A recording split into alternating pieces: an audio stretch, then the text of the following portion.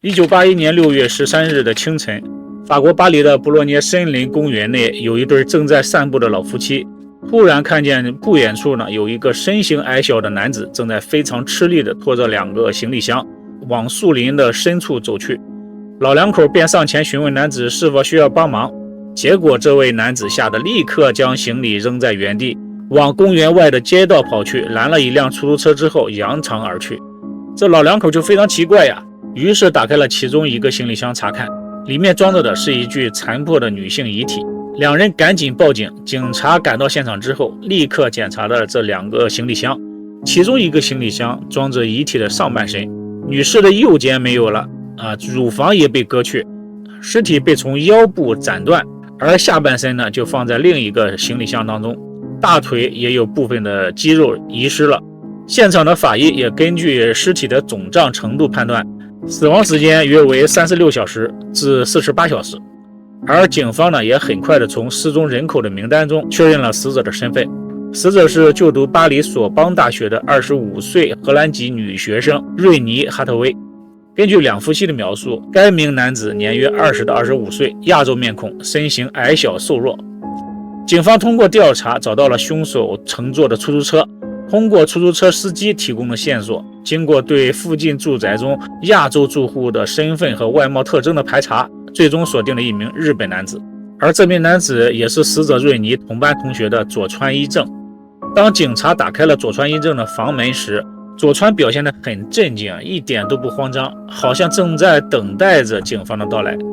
审问时佐川也很坦然地承认了自己就是杀害瑞妮的凶手。于是警方以杀人及毁坏尸体的罪名将佐川一正逮捕。那么佐川一正为什么要杀害自己的女同学？为什么要吃她的肉呢？一切都要从佐川小时候说起。1949年6月，佐川一正出生于日本神户的一个富裕的家庭，他的父亲是日本栗田工业的社长，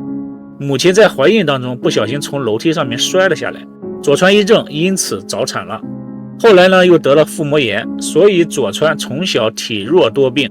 导致他在20岁的时候身高只有151公分，体重只有30几公斤。因此佐川一正对自己的样貌感到自卑。不过他自小成绩优异，后来他对文学，特别是欧洲文学产生了浓厚的兴趣，也因此对高大的西方女子特别感兴趣。在和光大学攻读英语文学时，曾经迷上了一位德国女教师。趁这个女教师睡觉的时候他闯入了女教师的住宅，企图用枕头将其闷死。结果由于自己的身体瘦弱的原因被女教师打倒在地。事后在佐川一正的苦苦哀求之下，这位女教师心软了，没有报警。他父亲付了1500万的封口费之后，这个事儿就了了。佐川一正后来透露之所以想吃掉这个女教师，是因为小时候他的叔叔给他讲了一个故事。故事说有一个调皮的小孩迷路了，然后被一个老妖抓住并且吃掉了，然后这个老妖就得到了小孩的活力，身体变得年轻强壮。所以佐川一正就觉得如果自己也吃到一个健康女人的肉的话，他也会变得像其他人一样强壮健康。1977年28岁的佐川一正作为日本籍的交换生远赴法国巴黎留学。佐川会经常到大街上找一位高大的白人妓女，将他们带到自己的公寓里，企图将他们杀了并吃掉，但始终他不敢动手。直到有一天他得了重病得病的时候，他突然觉得如果有一天自己突然死掉了，那么他永远就无法完成自己的愿望了。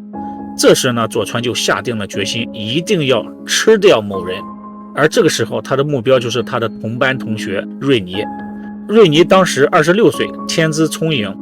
同时会讲3国语言，性格活泼热情，富有活力。1981年6月11日的晚上，佐川以翻译德国诗歌为由，邀请瑞妮到自己家里做客。当瑞妮一边朗读一边将德语翻译成法语时，佐川一正拿出了预先藏好的口径.22的猎枪，从瑞妮的身后对准瑞妮的后颈扣下了扳机。可怜的瑞妮当场死亡，而佐川一正因为太过瘦小，被枪的后坐力给震倒在地晕过去了。而这一切都被佐川提前打开的录音机录了下来。佐川一正醒来之后，看到瑞尼的尸体趴在地上，第一时间呢，他不是感到紧张，也不是害怕，而是产生了强烈的欲望。他将尸体拖进了浴室，和尸体发生了不可描述的事情。佐川尝试用牙齿咬下瑞尼的大腿和臀部的肉，但牙齿的力量无法咬破皮肤。于是佐川换了一身干净的衣服，到家里楼下肉店里面买了一把牛排刀回家。佐川用买来的刀将瑞尼的大腿皮肤割开，切成小片，像生鱼片一样蘸着酱油吃下肚，再将瑞尼的右肩及2个乳房给切下来，放进冰箱冷藏。到了第二天6月12日，佐川一正向房东借来了一把斧头，将瑞尼的尸体从腰部劈开，开始肢解部分的尸体，方便他以后持续的品尝。事后他曾说，瑞尼的肉柔软无臭，有如尾鱼生鱼片般的口感。佐川一正还拍摄了40多张瑞尼遗体被肢解的照片作为留念。佐川将瑞尼的衣物整理好，放进书包里面，趁夜深人静的时候，他将瑞尼的衣物分别丢进了路边的垃圾箱当中。回到家中之后，找出自己的2个行李箱，将瑞尼的尸体装进了箱子当中，带去布洛涅森林公园丢弃。结果在公园里弃尸的时候，被2位老人发现。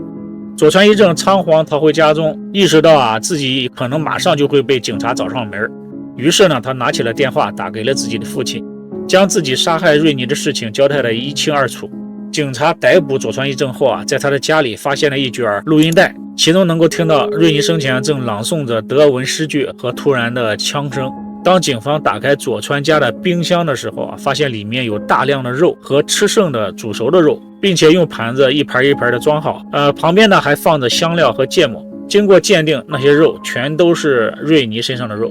佐川一正的父亲到达巴黎的时候呢，佐川一正已经被捕了。为了救儿子，他的父亲花了大价钱聘请了当时法国最好的刑事诉讼律师替他来辩护。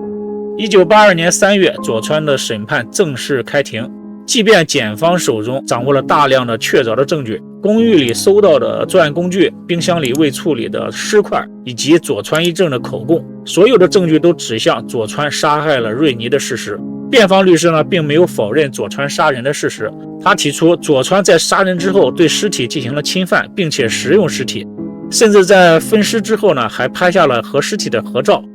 明显是缺乏正常判断力的行为，显示他的精神状况严重异常。而在佐川一正的病历上显示，他小的时候曾经得过腹膜炎，而腹膜炎这个词在翻译成法文的过程当中，错误的翻译成了脑膜炎。所以法庭最后裁定，佐川一正因受到脑膜炎的影响，导致精神失常，丧失了行为的判断能力，因此免受起诉，但必须关进精神病院接受精神治疗。但是呢，由于此案的罪犯是日本公民，受害者是荷兰公民，而这种精神障碍的罪犯一般都是在精神病院里度过一生，而所产生的开销通通都是由政府来支付。于是很多民众到最高法院外游行，抗议政府浪费人民的纳税钱去供养这些外国罪犯。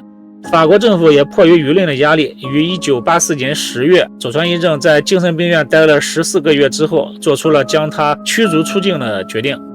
佐川一正的父亲呢，将他引渡回了日本，安排住进了东京都立松泽精神病院接受治疗。医院在观察了佐川一正3个月之后，经过院方诊断，佐川并没有自己声称吃人肉的嗜好，并非精神病患者，而属于人格障碍，依法是可以追究刑事责任的。日本警方随即对他进行了逮捕，并予以起诉，便向法国呢申请佐川的犯罪资料，但是被法国警方拒绝了，理由是此案已获不起诉